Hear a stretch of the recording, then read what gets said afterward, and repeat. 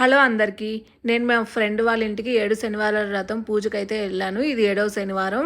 పూజ అయితే చాలా బాగా చేశారు. దేవునికి కావాల్సిన అన్ని ప్రసాదాలు, పండ్లు అయితే పెట్టారు. ఇది నైట్ పూజ అనమాట.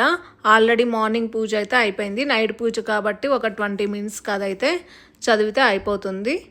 ఈ 7 శనివారాల వ్రతం అయితే చాలా స్పెషల్ అనమాట.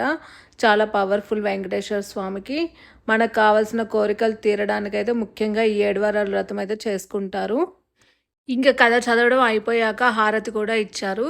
ఆ తర్వాత ఇంకా దేవునికి అందరికీ హారతి తీసుకొని అయితే మనకు కావాల్సిన కోరిక అయితే కోరుకుంటాము. ఇంకా డిన్నర్ అయితే చాలా స్పెషల్గా అన్ని వంటలు తనే చేసింది. సాంబారు, పన్నీర్ కర్రీ, ఇది పాయసం, పులిహోర, పునుగులు, పూర్ణాలు, పునుగుల్లోకి చట్నీ, తర్వాత పప్పు, ఇది వచ్చేసి వెజ్ పులావు, తర్వాత బీరకాయ కూర, బంగాళదుంప కూర, చట్నీ.